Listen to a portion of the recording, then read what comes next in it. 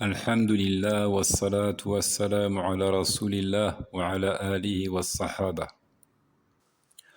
Louange à Allah, nous le louons, nous implorons son aide, son assistance, son secours, son pardon, et que la prière et le salut soient sur le prophète Mohammed ainsi que sur sa famille et l'ensemble de ses compagnons.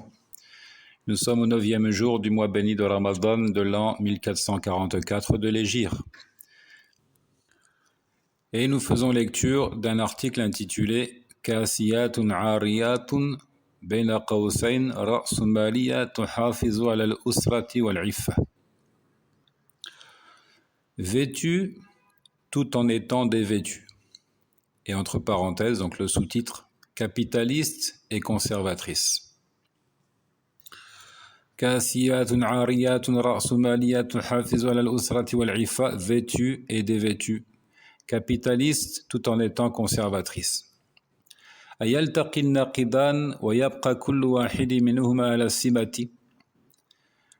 Donc l'auteur de cet article, Cheikh Khoulayfi, qu'Allah le préserve, commence par poser une question. Deux opposés peuvent-ils se rencontrer, s'assembler et faire en sorte que chacun des deux conserve sa spécificité? Peut-on assembler deux opposés et faire en sorte que chacun d'eux conserve sa marque spécifique? في الحديث الذي رواه مسلم صنفان من أهل النار لم أراهما قوم معهم سياط كأذناب البقر يضربون بها الناس ونساء كاسيات عاريات مميلات مائلات رؤوسهن كأسنمة البخت المائلة لا يدخلن الجنة ولا يجدن ريحها وإن ريحها لا يوجد من مسيرة كذا وكذا. Ce récit donc authentique du prophète, à lui les éloges et le salut, qui est rapporté par l'imam Muslim, dans lequel il dit: il y a deux catégories de gens de l'enfer que je n'ai pas encore vues. Et dans une version, il précise bien que ce sont des gens de sa communauté. Il y a deux catégories de gens de l'enfer que je n'ai pas encore vues. Des personnes qui tiennent des fouets semblables à des queues de vache, avec lesquelles ils frappent les gens. Et des femmes vêtues, mais dévêtues, qui font pencher et qui penchent, et dont les têtes ressemblent à des bosses de chameaux inclinées.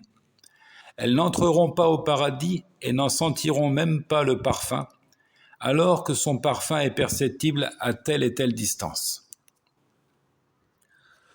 Donc deux catégories que le prophète alayhi salam n'a pas vues, mais il en a été informé par révélation. Ces gens apparaîtront à la fin des temps, et ils existent bel et bien aujourd'hui, ce n'est pas un secret.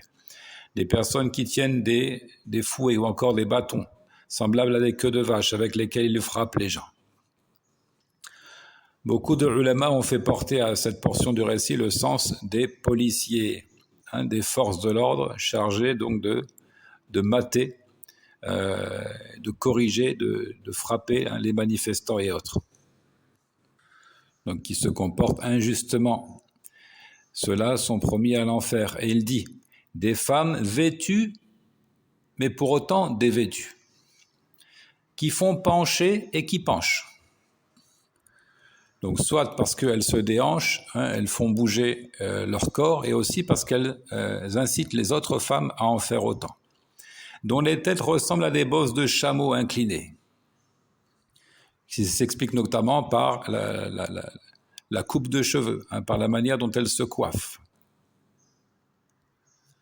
Elles n'entreront pas au paradis et n'en sentiront même pas le parfum, alors que son effluve est perceptible à telle et telle distance, c'est-à-dire à une très grande distance. Malgré tout, elles ne sentent pas le parfum du paradis. Al-kasiyatu al-ariyatu tilka allati turid an takuna muhajjabatan ala al-mawda fatad'u shay'an ala ar-ra'siha wa tahsabuhu hijaban thumma tubdi zinataha aw talbasu ad-dayyiqa aw tajma'u al-amrayn. La femme habillée mais déshabillée est celle qui veut être voilée selon les critères de la mode. Ainsi, elle pose quelque chose sur sa tête qu'elle s'imagine être un voile, un morceau de tissu sur la tête, qu'elle s'imagine être un voile Puis elle affiche sa parure ou enfile un vêtement moulant, ou bien elle fait les deux à la fois. وقد تكون منقبة وترسم عينيها وتبدي المحاجر مع العينين أو تكون ممن تريد أن تكون محجبة ولكن على الموضع. Il se peut d'ailleurs qu'elle porte un niqab, un voile recouvrant le visage avec une ouverture pour les yeux, mais qu'elle redessine le contour de ses yeux, c'est-à-dire avec un crayon, avec du maquillage, et qu'elle laisse apparaître ses paupières et ses sourcils. Elle met en évidence ses yeux au moyen du maquillage. Ou bien elle souhaiterait être une femme voilée à la mode. Voilée, certes, mais à la mode. فالحديث يبين أن ذلك ليس حجابا لأن المقصد من اللباس الستر لا إثارة الغرائز والمقصد من الزينة المتوسعة والموضة لفت النظر وإثارة الغرائز. Le récit du prophète, à lui les éloges et le salut, démontre que cela n'est pas un voile, puisque l'objectif du vêtement, c'est-à-dire islamique, est de dissimuler la beauté, non pas de réveiller les bas instincts. Quant au dessein de l'embellissement à outrance et de la mode, c'est justement d'attirer les regards et de susciter l'excitation. Donc ce sont deux contraires, deux opposés. L'objectif du voile islamique, c'est de faire en sorte que la femme demeure chaste, qu'elle cache sa beauté, qu'elle ne réveille pas les bas instincts chez les hommes et qu'elle soit le plus discret possible. Quant à l'objectif de cet embellissement à outrance, de cette mode, c'est justement tout le contraire, c'est d'attirer les regards et de susciter l'excitation. فلا يمكن أن يحقق المرء مقصد منظومتين متناقضتين وينجح بل سيخرج بصورة عبثية متناقضة كالذي نشاهده في حجاب كثيرات. Il est impossible qu'une personne concrétise les objectifs de deux systèmes contradictoires et qu'au final, elle trouve le succès. Il est impossible qu'une personne concrétise les objectifs de deux organisations allant dans des sens opposés et qu'elle réussisse. Plutôt, elle en ressortira avec une apparence absurde, paradoxale, comme nous le constatons pour le voile de beaucoup de femmes. Lorsqu'on les regarde, on se dit, mais qu'est-ce que c'est que ça, quoi ? La tête est couverte et en bas, c'est un pantalon moulant. C'est tout à fait contradictoire. والأمر نفسه في تلك التي تمني نفسها بأنها ستدخل في العجلة الرأسمالية عن طريق منظومة الوظيفة وتدخل نظيراتها.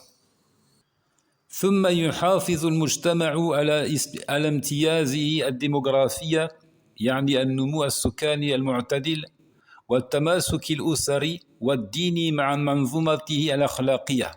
هذا وهم. Et ici, le cheikh fait un rapprochement intéressant. Il dit c'est la même chose pour celle qui aspire à entrer dans le rouage du capitalisme au moyen d'un emploi. Elle dit je veux travailler, je veux faire comme tout le monde, je veux trouver un emploi, autant que c'est semblable. Puis qui, dans le même temps, espère que la société conserve ses privilèges démographiques, c'est-à-dire une croissance démographique équilibrée, ainsi que la cohésion familiale, l'attachement à la religion et son organisation morale. Tout cela, dit-il, est illusoire, irréalisable. Celle qui s'imagine qu'elle va adhérer au capitalisme en travaillant et qu'elle continuera à vivre dans une société islamique harmonisée, elle se leurre. منظومة الوظيفة الموجودة الآن هي قادمة من سياق رأسمالي له منظومة أهداف تختلف عن مقاصد الشريعة. Le système de la fonction, c'est-à-dire de l'emploi, du travail, le système de la fonction présent aujourd'hui nous vient d'un contexte capitaliste qui a sa propre organisation et des objectifs différents de ceux de la charia. في الرأسمالية المال هو أهم شيء لا قيمة لشيء اسمه عفة بل قد تكون العفة عقبة إذا احتجنا للتجارة بأجساد النساء في الإعلانات وغيرها لجلب الزبائن. Dans le capitalisme, l'argent est la chose la plus importante qui soit, à faire du profit. L'argent est au centre de tout. Il n'y a aucune valeur accordée à ce qu'on nomme la chasteté, la pudeur. Plus encore, la pudeur et la chasteté peuvent constituer un obstacle, un frein, une barrière, si nous avons besoin de commercer avec le corps des femmes, comme dans la publicité et autres, afin d'attirer des clients. لا يوجد كبير قيمة للحفاظ على الأسرة، أهم شيء مصلحة المؤسسة. لهذا الإنجاب إذا كان يعطل الموظفة عن الاستمرار في العمل، إذا منع الموظفة في سلمها الوظيفي، عليها أن لا تفكر به إلا في حدود ضيقة. هذا بطبيعة الحال إذا انتشر سيقلل من أعداد الموارد، وبالتالي سنجد المجتمع بعد زمن أكثر أهله شيوخ كبار في السن. مشكلة المجتمعات الغربية. Dans ce système capitaliste, il n'y a pas grand intérêt accordé à la préservation du noyau familial. Au contraire même, on s'active à détruire le noyau familial. Le plus fondamental étant l'intérêt de l'entreprise. Pour ce, l'employé, avec un E, l'employé au féminin, ne doit pas penser à tomber enceinte et à accoucher d'un enfant, si cela l'empêche de poursuivre son activité professionnelle, sauf dans un cadre exigu. Donc, c'est une réalité. Quand la femme travaille, eh bien évidemment, elle réfléchit à 2 fois avant de tomber enceinte, parce que la grossesse l'empêchera de continuer son travail. Sauf dans un cadre très exigu, et très rare d'ailleurs, qui offre des avantages tels que le congé maternité et autres. Et si cela devient la norme, alors évidemment le nombre des naissances s'en trouvera affecté. Le nombre des naissances s'en trouvera tout naturellement diminué. Et par voie de fait, après un temps, la société connaîtra un vieillissement de la population. Ce qui constitue d'ailleurs le problème majeur auquel les sociétés occidentales sont confrontées aujourd'hui. Vous avez certainement entendu parler, le vieillissement de la population. Ils ont des problèmes. Il n'y a plus de jeunes dans ces pays-là. Parce que tout simplement, les gens ne font plus d'enfants. Ils ne font plus suffisamment d'enfants. Et par là même, donc, ils causent leur propre perte, leur disparition. الحث النبوي على التكاثر لا يعمل به لتعارضه مع مصلحة المؤسسة. On n'applique pas l'encouragement du prophète alayhi salatu wassalam à avoir beaucoup d'enfants dans un système capitaliste, puisque cela s'oppose à l'intérêt de l'entreprise. Donc le fait de faire travailler les femmes comme cela est un moyen de pervertir, de corrompre la société musulmane et aussi de l'affaiblir. عندنا في الشريعة لا يوجد مسؤوليات مالية على المرأة مثل الرجل، فالرجل يلزم بمهر وبالنفقات ودية عاقلة وغيرها، وهذا يعني أنه أولى بالعمل. Dans la loi révélée, la femme n'a pas les responsabilités matérielles et financières qui incombent à l'homme. C'est comme cela qu'Allah a voulu les choses. C'est à l'homme de faire les dépenses. L'homme est astreint à payer la dot, les dépenses du foyer, le prix du sang et autres. Ce qui revient à dire qu'il est plus en droit de travailler. Logiquement, il a plus de responsabilités, il doit faire plus de dépenses. Donc c'est lui, prioritairement, à qui on doit offrir un emploi. ولكن المؤسسة الرأسمالية لا تهتم لهذا، والمهم التوظيف بحسب حاجة العمل وإدخال النساء للسوق لترخص الأيدي العاملة وللإنفاق في الكماليات. Toutefois, le système capitaliste n'en a que faire. Ce qui importe est simplement d'employer des travailleurs en fonction de la demande, l'offre et l'emploi. Introduire la femme sur le marché du travail est essentiel pour une main-d'œuvre peu onéreuse et pour la dépense dans le luxe, dans le superflu, parce qu'évidemment, qui dit salaire dit pouvoir d'achat. La femme qui gagne de l'argent, elle aura envie de se faire plaisir, d'aller au marché et d'acheter des choses qui sont certainement non pas essentielles, mais superflues. ومجموع ما سبق سيؤدي لاختلال واحتقان وتكثر المشاكل والطلاق. La somme de ce qui a précédé ici conduira inéluctablement au dysfonctionnement de la société, à l'engorgement du marché du travail, à la multiplicité des problèmes et des divorces. Les couples ne tiendront plus, ce sera la multiplicité des problèmes et des divorces. La femme ne remplira plus son rôle de mère au foyer. Ce n'est pas elle qui éduquera ses enfants. Elle confiera l'éducation de ses enfants à des garderies ou à des nourrices. Ayant un peu d'argent pour vivre, dès qu'elle rencontrera une difficulté, un problème avec son mari, elle préférera l'abandonner, s'imaginant qu'elle pourra s'en sortir avec son propre argent. وفي الواقع المؤسسة الرأسمالية لا تحفل بهذا كله. En réalité, le système capitaliste se moque de tout ça. فقرار الانضمام لهذه المؤسسة مع محاولة الحفاظ على مكاسب المنظومة الشرعية والعرفية كما تسعى إليه كثير من النساء علاوة على أنه جشع عجيب ومحاولة للجمع بين النقيضين كأمر حجاب على الموضة. La décision de rallier ce système capitaliste, de rallier cette entreprise, tout en cherchant à préserver les acquis de l'organisation religieuse et traditionnelle, à l'instar de ce que tentent de faire beaucoup de femmes, est une étonnante cupidité et de surcroît une tentative de rassembler deux opposés, deux contraires. Tout comme cette histoire de voile répondant aux critères de la mode. Donc la décision de rallier le système capitaliste en trouvant un emploi et tout en cherchant à préserver les acquis de l'organisation religieuse et traditionnelle aussi. À l'instar de ce que tentent de faire beaucoup de femmes, est une étonnante cupidité et de surcroît une tentative de faire la jonction entre deux opposés, et deux opposés ne peuvent s'assembler. Tout comme cette histoire de voile, un soi-disant voile qui répond aux critères de la mode, alors qu'au final on se retrouve avec quelqu'un qui a un tissu sur les cheveux et dont tout le corps est apparent. رأسمالية تحافظ على القيم أي كاسيات عاريات. Donc une capitaliste conservatrice n'est autre qu'une femme vêtue et dévêtue dans le même temps. هذا الكلام قد يكون مزعجا لكثيرين ولكن قول الحقيقة المرة خير من بيع الوهم. Ce propos en dérangera beaucoup, mais de dire une vérité amère vaut mieux que de vendre du rêve.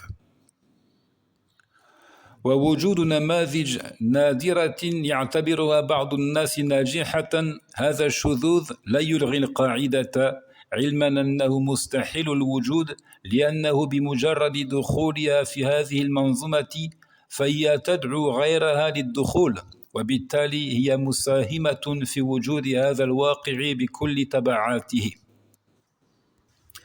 L'existence de rares échantillons que certains voient comme une réussite. Ils disent non, mais c'est pas vrai, regarde, une telle, elle est correctement voilée et ça l'empêche pas d'avoir un emploi, etc. Une telle autre, tu as vu, elle arrive quand même à éduquer ses enfants correctement, masha'Allah, et puis en plus elle travaille. Je dis donc l'existence de rares échantillons que certains voient comme une réussite constitue une bizarrerie qui ne saurait enterrer la règle, qui ne saurait remettre en cause la règle. Sachant que c'est chose impossible si l'on considère que par sa seule adhésion à l'organisation capitaliste, elle invite d'autres femmes à en faire autant, à y entrer, et par conséquent participe elle aussi à la création de cette réalité amère avec toutes ses conséquences. هذا والله ta'ala a'lam. Qu'Allah guide nos femmes, qu'Allah Azza wa Jal nous accorde la joie des yeux à travers nos épouses et nos enfants.